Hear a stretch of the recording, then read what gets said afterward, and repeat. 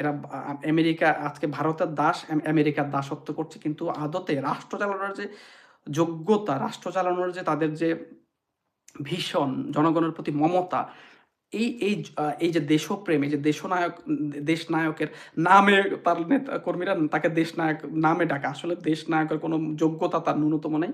সত্যিকারের রাষ্ট্রনায়ক হচ্ছে বঙ্গবন্ধু কন্যা শেখ হাসিনা। আমি সেদিন বেশি দূরে না, যেদিন আসলে আওয়ামী লীগের এই নিষেধাজ্ঞা তো বানের জলে ভেসে যাবে।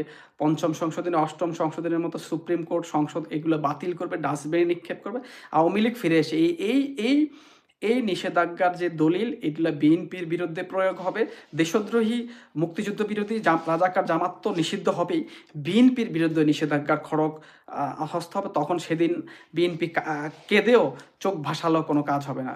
আপনারা সেটি লক্ষ্য করবেন। সেই সময়ের জন্য সেই সময় হয়তো বেশি দূরে নয়। এরা লেজে গোবরে অবস্থা হয়, ব্যর্থ হবে। কারণ এদের অযোগ্যতা, ব্যর্থতা, আন্তর্জাতিক পরিস্থিতি কোনো কিছু এদেরকে সফল করবে না। সেটি বলেও না। মর্নিং শোজদারে আপনারা দেখছেন।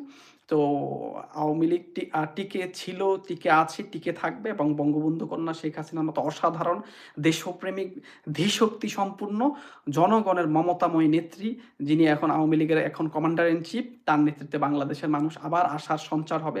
আবার তারা সে আশায় বুক বাঁধবে। আওয়ামী লীগের নেতৃত্বে বাংলাদেশের মানুষ আবার তাদের হারানো গৌরব ফিরে পাবে, তাদের সুদিন ফিরে পাবে। সেজন্য সাধারণ মানুষ বলছে আমরা শেখ হাসিনাকে চাই। শেখ হাসিনা আবার তাদের নেতা হিসেবে, তাদের প্রধানমন্ত্রী হিসেবে ফেরত আসবে।